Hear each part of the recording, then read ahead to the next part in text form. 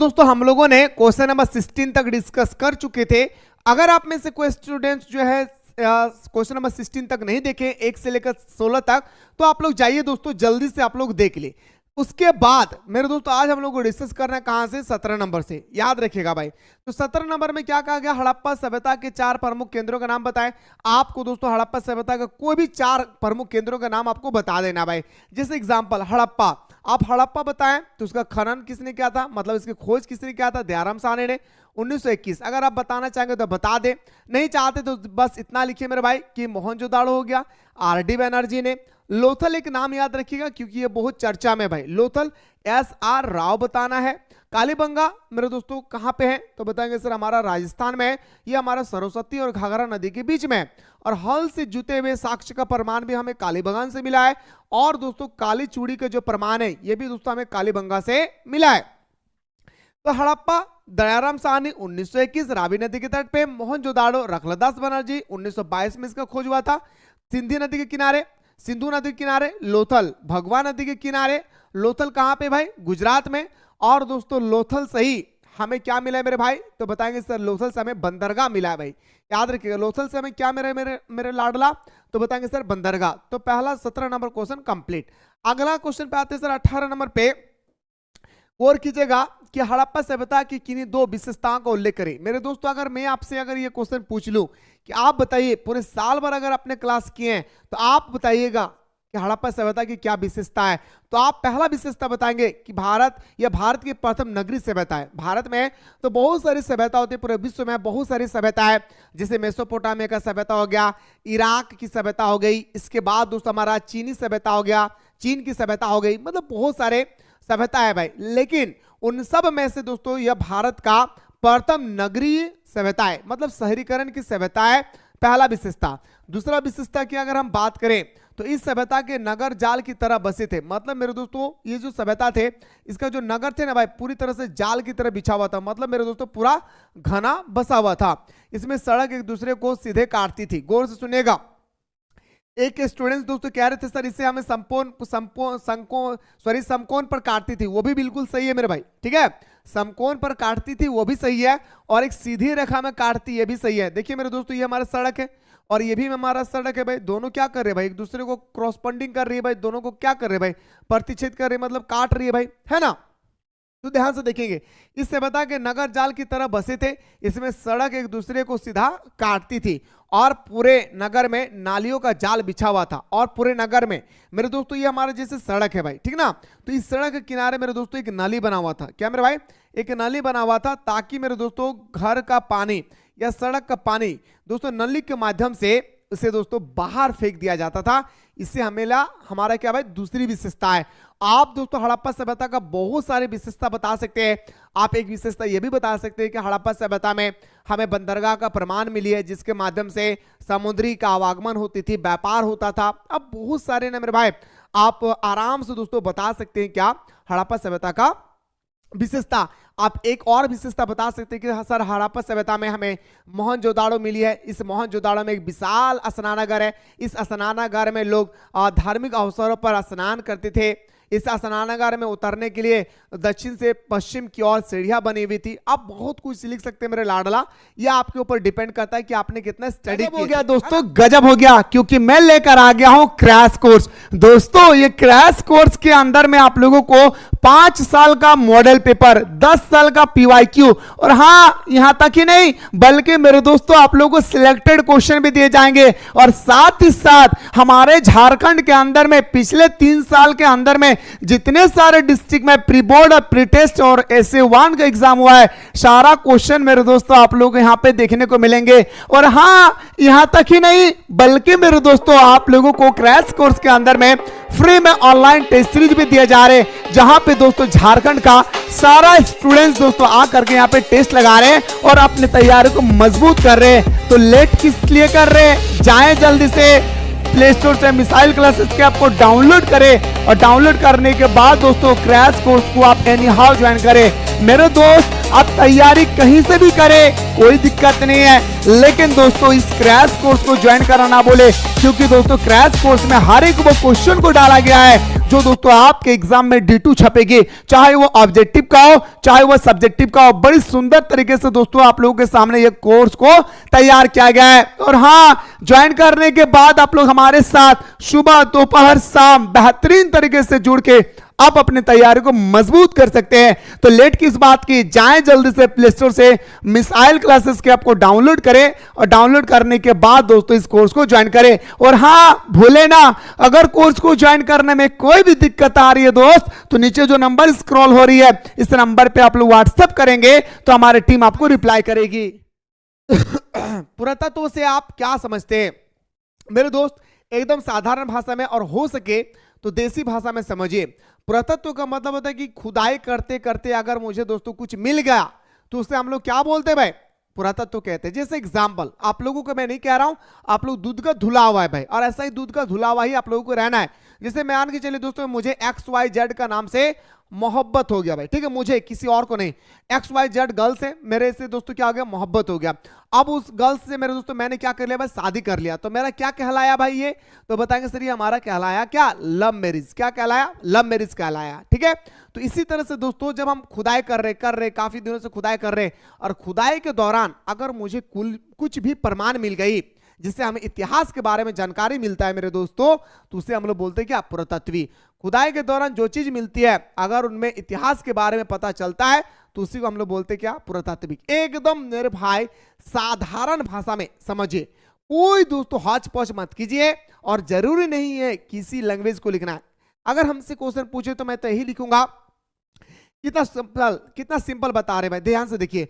खुदाई करते समय अगर हमें कुछ प्रमाण मिल गई जिससे हमें इतिहास के बारे में जानकारी मिलता है उसे हम लोग पुरातत्व कहते हैं, सिर्फ साधारण भाषा में। 20 नंबर क्वेश्चन पे आते सर, सिंधु घाटी सभ्यता को हड़प्पा सभ्यता क्यों कहा जाता है। भाड़ में जाइए आंसर, क्या मेरे भाई, भाड़ में जाइए ये आंसर। पहले मेरे मुंह का आंसर सुनो भाई, मेरे मुंह का आंसर सुनिए एकदम साधारण भाषा में। हड़प्पा सभ्यता, सॉरी, सिंधु घाटी सभ्यता को हड़प्पा सभ्यता या हड़प्पा सभ्यता को सिंधु घाटी सभ्यता क्यों कहा जाता है, सुनेगा। हड़प्पा सभ्यता को सिंधु घाटी सभ्यता इसलिए कहा जाता है क्योंकि हड़प्पा के नजदीक में, गौर से सुनेगा, हड़प्पा सभ्यता को सिंधु घाटी सभ्यता इसलिए कहा जाता है क्योंकि सिंधु नदी के तट पे मेरे दोस्तों बहुत सारे हड़प्पा सभ्यता का शहर बसा हुआ था, जिस कारण से मेरे दोस्तों हड़प्पा सभ्यता को सिंधु घाटी सभ्यता के नाम से जाना जाने लगा। साधारण भाषा में बताना भाई, नहीं समझ में आया और सुनिए।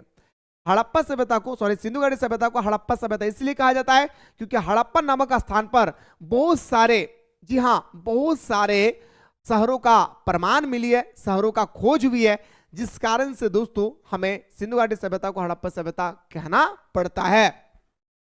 अब आइए सर, आपका आंसर क्या कहता है कि सिंधु घाटी सभ्यता को हड़प्पा सभ्यता इसलिए कहा जाता है क्योंकि हड़प्पा नामक स्थान पर 1921 ईस्वी में दयाराम साहनी ने सिंधु घाटी सभ्यता का उत्खनन करवाया। आप दोस्तों क्या हुआ, सिंधु घाटी सभ्यता को हड़प्पा सभ्यता इसलिए कहा जाता है क्योंकि हड़प्पा नामक स्थान पर ही 1921 ईस्वी में दयाराम साहनी ने, क्या, दयाराम साहनी ने सिंधु घाटी सभ्यता का उत्खनन करवाया, यानी खुदाई करवाया, और दोस्तों इसी दौरान दोस्तों इसका नाम पड़ गया क्या, हड़प्पा सभ्यता। एकदम साधारण भाषा में फिर से बता रहा हूं, गौर से सुनिए, रट्टा मत लगाए प्लीज, हाथ जोड़ रहा हूं। अगर आप रट्टा लगा रहे तो मैं जान जाऊंगा मेरे भाई कि आप मिसाइल क्लासेस से नहीं स्टडी किए भाई। हड़प्पा सभ्यता को, सॉरी, सिंधु घाटी सभ्यता को हड़प्पा सभ्यता इसलिए कहा जाता है क्योंकि दयाराम साहनी ने, सॉरी याद रखिएगा, क्योंकि मेरे भाई हड़प्पा नामक स्थान पर 1921 में दयाराम साहनी ने वो सिंधु घाटी सभ्यता का उत्खनन करवाया, इसलिए दोस्तों इसका नाम हड़प्पा सभ्यता पड़ा गया है। बस इतना साधारण भाई लिखना है, आपको मजा आ जाएगा दोस्तों जब आप एग्जाम में लिखेंगे ना अपने मन से। और एक बंदा वो है जो रट्टा लगा के लिखते हैं, दोनों में काफी डिफरेंट है, क्या मेरा लाडला, दोनों में काफी डिफरेंट है भाई, ठीक है। चलिए अब आते हैं सर अगला क्वेश्चन। अब ये मोहनजोदाड़ो फिक्स पैटर्न वाला क्वेश्चन है, आपको देखने को मिलेंगे ही पेपर में। मोहनजोदाड़ो के विशाल स्नानागार के बारे में बताइए। मोहनजोदाड़ो जो है, जो विशाल स्नानागार है, इसके बारे में दोस्तों आपसे कहा गया कि विस्तार पर वो बताएं। सबसे पहले मेरे दोस्तों मैं कुछ आप लोगों को की पॉइंट बता रहा हूं, और हो सके तो अगर आप इसको दोस्तों अगर पॉइंट वाइज लिखते हैं तो शायद दोस्तों आपके एग्जामिनर आपसे खुश हो जाएंगे। जी हां, आपके एग्जामिनर आपसे खुश हो जाएंगे। कैसे मेरे दोस्तों? तो पहला मेरे दोस्तों आपको लिखना है कि हाँ, मोहनजोदाड़ो की विशाल स्नानागार की खोज, हाँ ऐसा लिखना है भाई, विशाल स्नानागार की खोज मोहनजोदाड़ो से हुई है। दूसरा पॉइंट में लिखना है कि सर विशाल स्नानागार पक्की ईंटों से बना हुआ था। मैं अभी पॉइंट वाइज बता रहा हूं, फिर आपके टॉपिक पे आऊंगा। पहला बताना भाई क्या, तो बताएंगे सर विशाल स्नानागार ये हमारा मोहनजोदड़ो से मिला है। दूसरा बताना है मेरे भाई क्या, विशाल स्नानागार पक्की ईंटों से बना हुआ है। तीसरा बताना है सर आपका क्या, कि जो हमारा मोहनजोदाड़ो का विशाल स्नानागार है ये काफी अट्रैक्टिव है। ये अट्रैक्टिव का मतलब होता है दोस्तों क्या, कि लोगों को आकर्षित करती है। नहीं भाई, जब कोई लड़का जाते हैं और कोई गर्ल्स दोस्तों अगर सुंदर दिखते हैं मेरे दोस्तों, लड़का कितना भी स्पीड क्यों ना जाए और लड़का का ध्यान कहीं भी क्यों ना रहे, एक झलक उस गर्ल्स पे पड़ते हैं, है ना भाई। इसी तरह से दोस्तों आप लोग बुरा नहीं माने भाई, एग्जाम्पल दे रहा हूं, तो एक झलक पड़ते हैं भाई, क्यों? क्योंकि वो लड़की अट्रैक्टिव कर रही है भाई, इतना पॉन्स पाउडर लगाई भाई, है ना, याद रखिए क्या कर रही है भाई, अट्रैक्टिव कर रही है भाई। तो इसीलिए मेरे दोस्तों यहाँ पे गौर कीजिएगा। पहला पॉइंट में आपको क्या बताना है सर, कि हमारा विशाल स्नानागार का प्रमाण हमें मोहनजोदाड़ो से मिली है। दूसरा बताना है क्या, तो विशाल स्नानागार पक्की ईंटों से बनाया गया है। तीसरा बताना है कि विशाल स्नानागार काफी चित्र आकर्षक था। चित्र आकर्षक मतलब दोस्तों इतना सुंदर तरीके से बनाया गया था। चौथा पॉइंट में बताना है मेरे भाई कि इसमें उतरने के लिए दक्षिण से पश्चिम की ओर, सॉरी दक्षिण से उत्तर की ओर, उत्तर से दक्षिण की ओर इसमें दोस्तों उतरने के लिए सीढ़ियां बनाई हुई थी। देखिए मेरे भाई, आप लोग खुद देखिए अपने नजर से, क्या था मेरे भाई, इसमें सीढ़ियां बनाया हुआ था। क्या मेरे भाई, इसमें सीढ़ियां बनाए हुए थे उत्तर से दक्षिण की ओर, ताकि लोग वहां पे उतर के आसानी से स्नान कर सके। तो पॉइंट नंबर 4 में लिखना है, इसमें उतरने के लिए, विशाल स्नानागार में उतरने के लिए दक्षिण से उत्तर की ओर सीढ़ियां बनाए गए थे। ठीक है, और लिखिएगा दोस्तों इस तालाब, इस बड़े लिखिएगा भाई, इस बड़े स्नानागार का निर्माण इसलिए किया गया था क्योंकि इसमें हम लोगों को यह प्रमाण मिला है कि इसमें धार्मिक अवसरों पर विभिन्न प्रकार के लोग आकर के यहाँ पे स्नान करते थे। और चौथा पॉइंट के बाद पांचवा पॉइंट में लिखना है, सॉरी छठा पॉइंट में लिखना है कि यहाँ गर्म और ठंडा दोनों तरह का पानी उपलब्ध था। क्या मेरे भाई, यहाँ पे गर्म और ठंडा पानी दोनों तरह का पानी इसमें क्या था भाई, उपलब्ध था। आप और भी विशेषता लिख सकते हैं मेरे लाडला, आप एक और विशेषता लिख सकते हैं कि इसका गंदा पानी नली के माध्यम से बाहर फेंक दिया जाता था और इसके आसपास में कुआं बना हुआ था। इस कुएं से स्वच्छ पानी को दोस्तों इस तालाब में डाला जाता था। आप और भी बहुत कुछ लिख सकते हैं कि इस विशाल स्नानागार के आसपास में, इस विशाल स्नानागार के आसपास में छोटे छोटे दोस्तों भवन बने हुए थे। समझ गए मेरे भाई, ऐसा पॉइंट वाइज लिखेगा, ये पॉइंट वाइज नहीं लिखा गया मेरे भाई, मैं हड़बड़ी में इसको दोस्तों छोड़ दिया भाई। ठीक है, ठीक है ना। आइए सर अब बात करते हैं दोस्तों टॉपिक पे। मोहनजोदाड़ो का विशाल स्नानागार पक्की ईंटों से बना हुआ था। मैंने अभी आपको बताया कि मोहनजोदाड़ो को जो विशाल स्नानागार है ये पूरी तरह से पक्की ईंटों से बना हुआ है और यह बहुत ही सुंदर है। और क्या है मेरे भाई, ये बहुत ही सुंदर है भाई, ठीक ना। इसके दोनों सिरों पर पानी में उतरने के लिए सीढ़ी बना हुआ है भाई, चारों ओर छोटे छोटे कमरे भी है। इसका मैं आधा चित्र लिया हूं, पूरा चित्र जब आप लेंगे तो इसके दोस्तों साइड में छोटे छोटे कमरे भी बने हुए थे। यह स्नानागार शायद धार्मिक स्नान के लिए इस्तेमाल होता था। कोई भी त्योहार आते थे भाई, जैसे एग्जांपल दे रहा हूं, दुर्गा पूजा, काली पूजा, छठ पूजा, या दोस्तों हमारा कर्मा पूजा, जो भी पूजा आती थी उसमें धार्मिक अवसरों पर दोस्तों लोग इसका क्या करते थे, इस्तेमाल करते थे। याद रखिए मेरे भाई। और यहाँ मेरे भाई क्या था, यह गर्म और ठंडा दोनों तरह की पानी उपलब्ध थी। बस इतना साधारण भाषा में लिखना है। लेकिन हाँ, मैं जैसे पॉइंट वाइज बताऊं, अगर इस तरह से आप लिखे इसमें भी आंसर आपको मेरे दोस्तों यहाँ पे 3 मार्क्स है भाई, ठीक है ना। 3 मार्क्स का क्वेश्चन हो सकता है एग्जामिनर आपको 2 मार्क्स दिए, लेकिन मेरे दोस्तों अगर आप पॉइंट वाइज लिखेंगे, जैसे मैंने अभी आपको बताया, अगर पॉइंट वाइज लिखेंगे ना मेरे लाडला, तो आपको 3 में से 3 मार्क्स लाने से कोई रोक नहीं सकता है। इस चीज को ख्याल रखिएगा भाई, इस चीज को क्या करना है भाई, ख्याल रखना है, ठीक है। आइए सर अब बात करते हैं अशोक। अरे भाई यही तो अशोक है जो चंद्रगुप्त, क्या बोलिए ना भाई, चंद्रगुप्त इसका दादाजी था मेरा भाई, चंद्रगुप्त मौर्य, है ना भाई। नहीं, चंद्रगुप्त का बेटा बिंदुसार, बिंदुसार का बेटा अशोक, यस या नो। तो मेरे दोस्तों ये अशोक जो थे ना, कभी कभी पूछ लिया जाता है कि जो अशोक है ये अशोक किस वंश से संबंधित है, तो चंद्रगुप्त मौर्य, सॉरी चंद्रगुप्त तो क्या बोलते हैं भाई, मौर्य वंश से संबंधित है। आई एम रियली सॉरी भाई, मौर्य वंश से क्या भाई संबंधित है भाई, ठीक ना।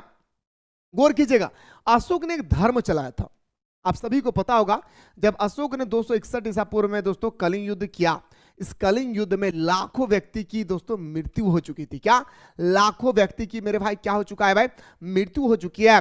और मेरे दोस्तों अशोक जो है ना, जिधर भी देखते थे, आगे पीछे ऊपर नीचे दाएं बाएं, जिधर देखते थे मेरे भाई, हर तरफ अशोक को ब्लड ही ब्लड नजर आ रहा था। इस कारण से अशोक ने अपनी पूरी जिंदगी में ठान लिया है कि मैं जिंदगी में कभी युद्ध नहीं करूंगा और किसी को भी युद्ध करवाने नहीं दूंगा। मैं आज से युद्ध तो दूर की बात, एक बलि भी नहीं करूंगा, यानी जानवरों का मैं बलि भी नहीं दूंगा। और हाँ, अगर कोई ऐसा त्यौहार है जिस त्यौहार में जानवरों का बलि लगाता है, उस त्यौहार को भी मैं बंद करवा दूंगा। साथ ही साथ अशोक ने दोस्तों बौद्ध धर्म को स्वीकार किया और बौद्ध धर्म को स्वीकार करने के बाद उन्होंने दोस्तों बौद्ध धर्म का प्रचार प्रसार करने के लिए अपने बेटा बेटे को दोस्तों लोगों से बातचीत करने के लिए कहा और कहा कि किसी भी व्यक्ति को जोर जबरदस्ती नहीं करना है कि आपको बौद्ध धर्म अपनाना ही होगा। आप बौद्ध धर्म का सारे प्रेरणा बताएं, बौद्ध धर्म का सारा कुंजी बताएं। अगर वो व्यक्ति को अच्छा लगे तो वो बौद्ध धर्म का आसानी से अपना सकते हैं, अब जबरदस्ती नहीं करेंगे। इसके बाद दोस्तों अशोक ने ठान लिया है कि जीवन में हमेशा अहिंसा पर हम लोग आधारित है भाई, हम कभी झूठ नहीं बोलेंगे, हमेशा अहिंसा पर आधारित है भाई। क्या मेरे भाई? अहिंसा पर क्या मेरे लाडला? आधारित है भाई। ठीक है, तो देखिए अशोक ने वही मेरे भाई जो धर्म चलाया था ना, जिसे हम लोग बोलते हैं बौद्ध धर्म, ठीक है, वही धर्म पूछा गया भाई। ठीक है ना, तो अशोक के धर्म का मतलब है प्रजा के नैतिक उत्थान और सामाजिक सुधार के लिए बनाए गए नियम। अच्छा मेरे दोस्तों, अशोक धर्म से आप क्या समझते हैं? अगर सीधा सीधा अगर आपके एग्जाम में मान के चलिए कि एक नंबर का आ गया भाई, एग्जाम्पल दे रहा हूं कि मान के चलिए आपके एग्जाम में दोस्तों 1 मार्क्स का आ गया कि अशोक के धर्म से आप क्या समझते हैं, तो आपको क्या लिखना है? तो आप लिखिएगा अशोक के धर्म का मतलब है अशोक अपने प्रजा के नैतिक उत्थान के लिए कुछ नियम कानून बनाए और इसी नियम कानून को हम लोग कहते हैं क्या? बताएंगे सर, अशोक का धर्म। नहीं समझ में आया लाडला? फिर से सुनिए, मजे से सुनिए, लेकिन रट्टा प्लीज ना लगाएं। अशोक के धर्म का मतलब है अशोक अपने प्रजा का मतलब अपना एरिया, समझ रहे ना भाई? एक एरिया, ठीक है, जैसे हमारा राज्य को संभालता है मुख्यमंत्री, गांव को संभालता है मुखिया, तो मुखिया का जितने अंडर है भाई। तो दोस्तों याद रखिएगा कि अशोक के धर्म का मतलब है अशोक अपने प्रजा की नैतिक उत्थान करने के लिए कुछ नियम कानून बनाए और इसी नियम कानून को हम लोग क्या कहेंगे भाई? तो बताएंगे सर हम लोग अशोक का धर्म कहते हैं। और ये नियम कानून क्या था मेरे लाडला? पहला ध्यान से देखेंगे, पहला नियम था अहिंसा, इंसान जानवर और पेड़ पौधे की हत्या से रोकना। अहिंसा, हम लोग कभी भी इंसान को मारेंगे नहीं, हम कभी जानवरों को भी नहीं मारेंगे, यहां तक कि हम पेड़ को भी नहीं काटेंगे, क्योंकि पेड़ के अंदर में भी जान होता है, उसे भी दोस्तों काटते समय दर्द होती है।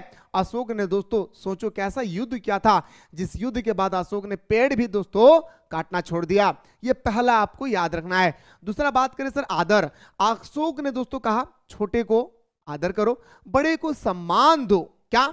छोटे को आदर करो और बड़े को क्या करो भाई? सम्मान दो, है ना? सभी धर्मों को सम्मान करना, आदर का मतलब होता है क्या? सभी धर्मों को दोस्तों क्या करना है? सम्मान करना। हिंदू मुस्लिम सिख ईसाई सब आपस में क्या है भाई भाई।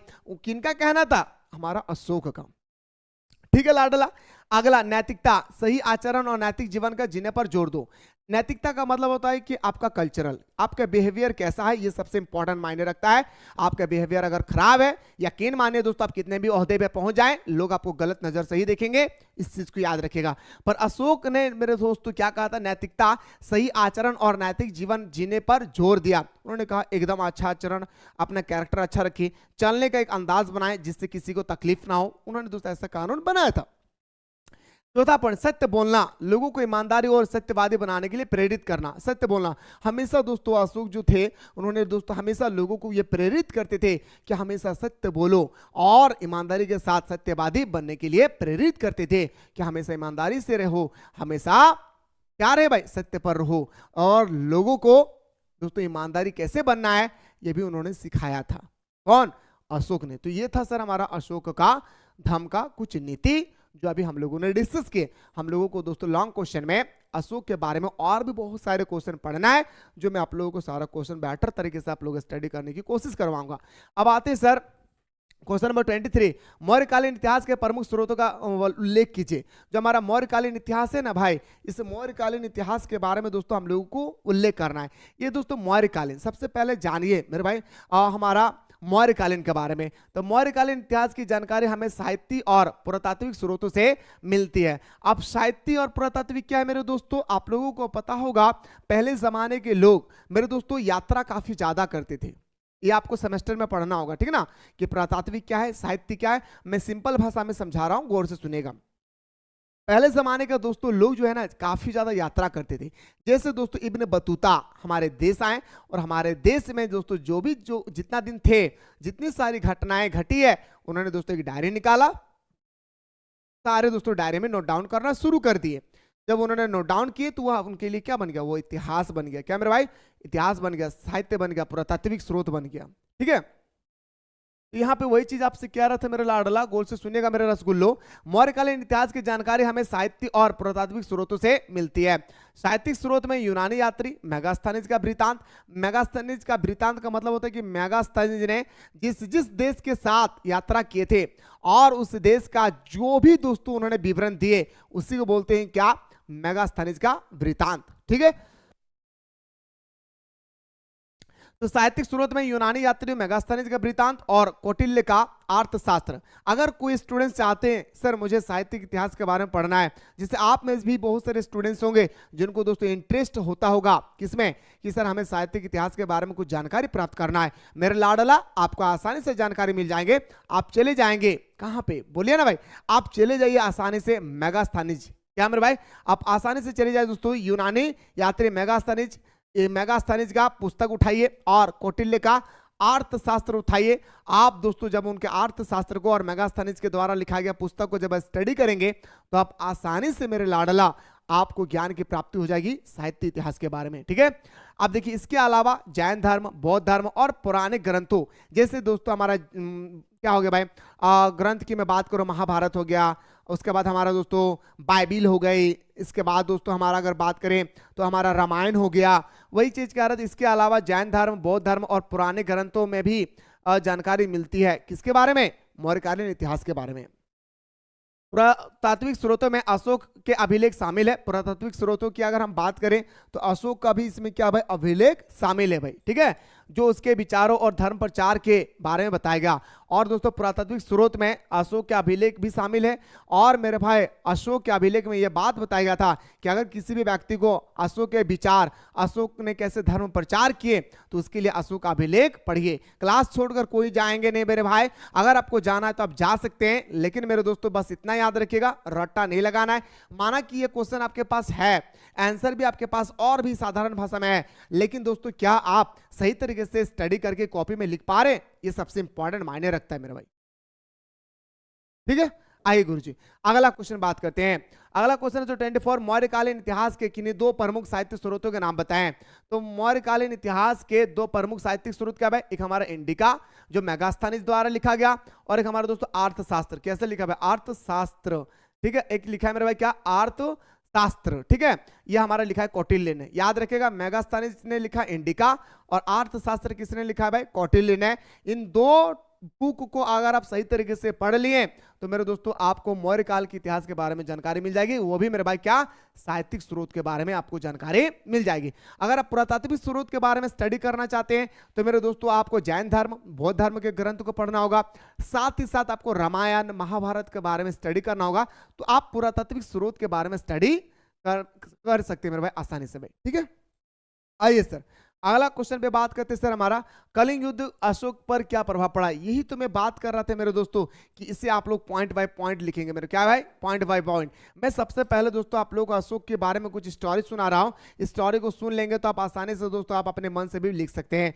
मेरे दोस्तों अशोक ने 261 ईसा पूर्व में कलिंग युद्ध करवाया। कलिंग कहां था मेरे भाई, तो उड़ीसा में एक जगह मेरे दोस्तों कलिंग, आज भी दोस्तों वो जगह क्या है, लाल है भाई। ठीक है ना, तो कलिंग गजब हो गया दोस्तों, गजब हो गया, क्योंकि मैं लेकर आ गया हूं क्रैश कोर्स। दोस्तों ये क्रैश कोर्स के अंदर में आप लोगों को 5 साल का मॉडल पेपर, 10 साल का पीवाईक्यू, और हाँ यहां तक ही नहीं बल्कि मेरे दोस्तों आप लोगों को सिलेक्टेड क्वेश्चन भी दिए जाएंगे। और साथ ही साथ हमारे झारखंड के अंदर में पिछले 3 साल के अंदर में जितने सारे डिस्ट्रिक्ट में प्री बोर्ड और प्री टेस्ट और SA1 का एग्जाम हुआ है, सारा क्वेश्चन मेरे दोस्तों आप लोग यहां पे देखने को मिलेंगे। और हाँ यहां तक ही नहीं बल्कि मेरे दोस्तों आप लोगों को क्रैश कोर्स के अंदर में फ्री में ऑनलाइन टेस्ट सीरीज भी दिए जा रहे हैं, जहां पे दोस्तों झारखंड का सारा स्टूडेंट्स दोस्तों आकर के यहां पे टेस्ट लगा रहे हैं और अपनी तैयारी को मजबूत कर रहे हैं। तो लेट किस लिए कर रहे हैं, जाएं जल्दी से प्ले स्टोर से मिसाइल क्लासेस के आपको डाउनलोड करें, और डाउनलोड करने के बाद दोस्तों क्रैश कोर्स को आप एनी हाउ ज्वाइन करें। मेरे दोस्त आप तैयारी कहीं से भी करें, कोई दिक्कत नहीं है,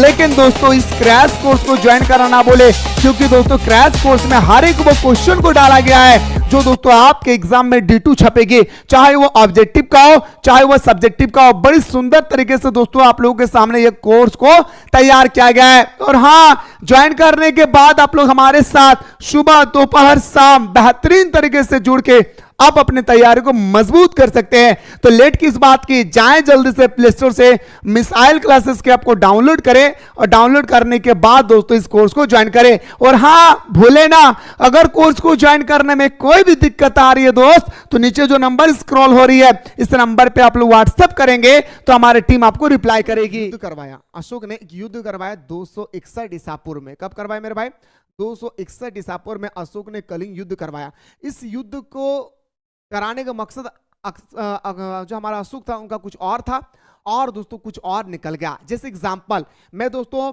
10 व्यक्ति को मारने के लिए कहा और उन्होंने क्या कर दिया, पूरा दोस्तों हमारे देश को ही उड़ा दिया। हमारे लिए अफसोस हो गए भाई, क्योंकि मैं सिर्फ 10 व्यक्ति को मारने के लिए कहा था और उन्होंने हमारे पूरे देश को मार डाला, या तो मेरे पूरे राज्य को मार डाला भाई, ठीक है ना।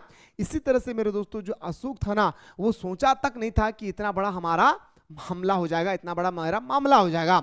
अशोक ने 261 ईसापुर में जैसे ही दोस्तों युद्ध करवाया, युद्ध में इतने सारे लोग मारे गए कि अशोक आगे पीछे दाएं बाएं ऊपर नीचे जिधर देख रहे थे मेरे दोस्तों अशोक रक्त ही रक्त नजर आ रहा था। और उस समय अशोक ने पूरा ठान लिया है कि जब तक हम जिंदा रहेंगे तब तक हम कोई भी व्यक्ति को तो दूर की बात, हम एक जानवर को भी बलि नहीं देंगे।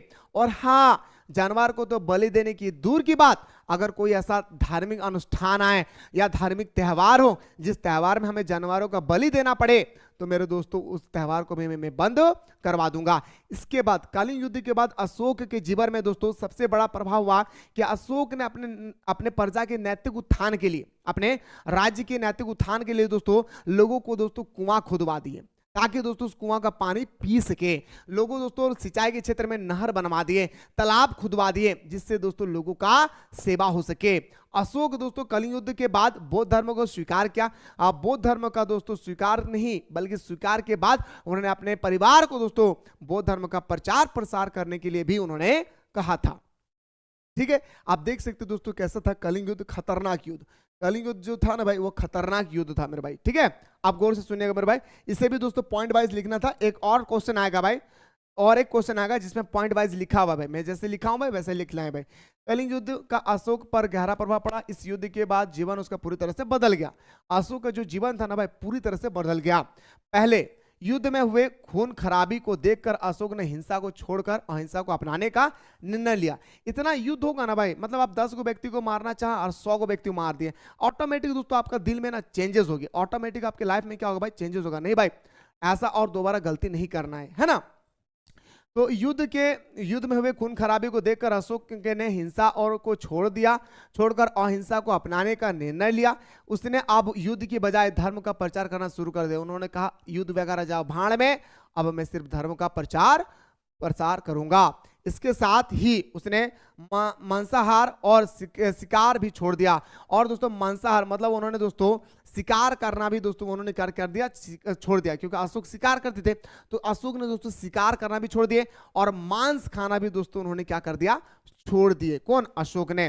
अशोक ने बौद्ध धर्म को अपनाया और इससे राजधर्म के रूप में घोषित किया। राजधर्म का मतलब उन्होंने कहा कि जिस क्षेत्र में हूं, जिस प्रजा में मैं बैठा हुआ हूं, उस प्रजा में सारे लोग क्या करें, बौद्ध धर्म को स्वीकार करें, जबरदस्ती नहीं, ऐसा अगर अच्छा लगे तो अशोक ने बौद्ध धर्म अपनाया और इससे राजधर्म के रूप में घोषित किया। इसके प्रचार में उसने पूरी तरह से लगाकर बौद्ध धर्म को फैलाया और उन्होंने दोस्तों प्रचार भी किया बौद्ध धर्म को। जैसे उन्होंने स्वीकार किया, उसके बाद दोस्तों उन्होंने जबरदस्त तरीके से क्या किया भाई, प्रचार भी किए बौद्ध धर्म का। अगला पॉइंट देखिए भाई, इसके अलावा अशोक ने अपनी प्रजा की देखभाल करना शुरू किया और जनहित में कई कार्य किए, जिसे दोस्तों मैंने अभी आपको बताया कि लोगों की अपने प्रजा के नैतिक उत्थान के लिए उन्होंने कुआं खुदवा दिए ताकि लोग आसानी से पानी पी सके।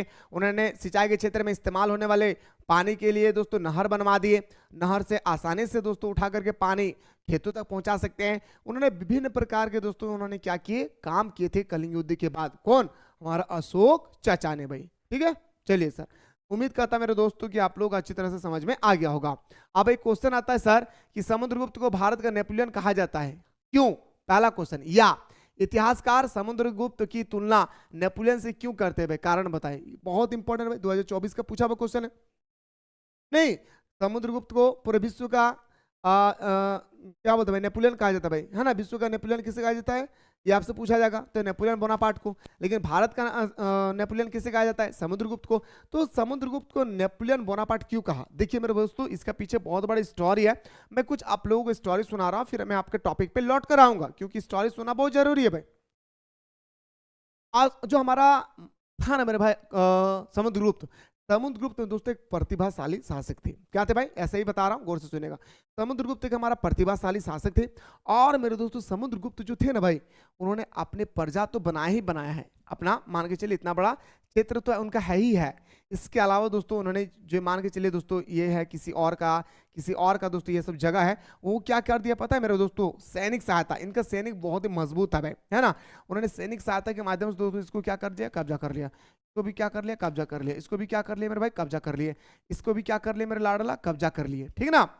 एक समय ऐसा आया मेरे भाई, है ना, एक समय ऐसा आया कि सभी छोटे छोटे राज्यों को जीत करके वो अपने राज्यों में मिला लिए, जिस कारण से दोस्तों आज हम और आप इसे समुद्रगुप्त के नाम से भी जानते हैं, नेपोलियन को।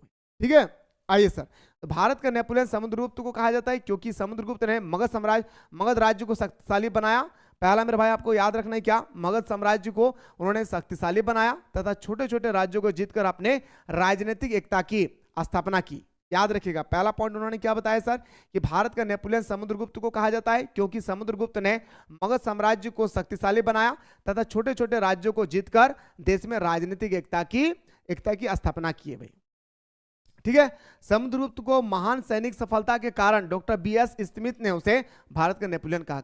पता है मेरे भाई, ये क्वेश्चन एक बार पूछा गया था कि भारत का नेपोलियन समुद्रगुप्त को किसने कहा था। कॉपी पेन लेकर बैठे तो लिख लीजिए, बहुत इंपॉर्टेंट है कि समुद्रगुप्त को भारत का नेपोलियन किसने कहा, तो बताएंगे सर हम लोग का क्या, डॉक्टर BS स्मिथ ने। ठीक है, चलिए सर, तो मेरे दोस्तों समुद्रगुप्त को सैनिक सफलताओं के कारण, सैनिक इसके पास ना मेरे भाई बहुत सारे सैनिक था, किसके पास, समुद्रगुप्त के पास। अगर सैनिक नहीं होगा तो एक राज्य से दूसरे राज्य को हम कैसे जीतेंगे भाई, है ना, क्योंकि सैनिक क्षमता हमारे पास मजबूत थी भाई, है ना। तो समुद्रगुप्त को महान सैनिक सफलता के कारण डॉक्टर BS स्मिथ ने उसे भारत का नेपोलियन कहा। और नेपोलियन ही क्यों, क्योंकि नेपोलियन ने लगभग सारे यूरोप को जीत लिया था। जैसे दोस्तों नेपोलियन बोनापार्ट था ना भाई, नेपोलियन बोनापार्ट जो थे उन्होंने सारे यूरोप को जीत लिया था। मतलब यूरोप को, मतलब जितने सारे कंट्री थे यूरोप में दोस्तों, जैसे हमारा अल्जीरिया, अफ्रीका, इसके बाद Belarus, Poland, New Zealand, France, Denmark, Netherland, इस सब जितने सारे एरिया थे ना भाई, स्वीडन, फिनलैंड, जितने सारे एरिया थे ना भाई, सबको नेपोलियन बोनापार्ट ने जीत लिए, जिस कारण से दोस्तों उनको नेपोलियन कहा गया।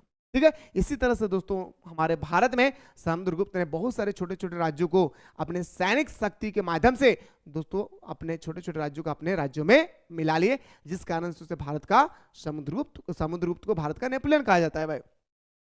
और समुद्रगुप्त ने भी सारे भारत को जीता और भारत में कोई भी शासक उसकी सत्ता को चुनौती देने वाला नहीं था, और उस समय कोई भी चैलेंज करने वाला नहीं था मेरे दोस्तों। किसका, तो बताएंगे सर समुद्रगुप्त का। याद रखिएगा भाई, ठीक है।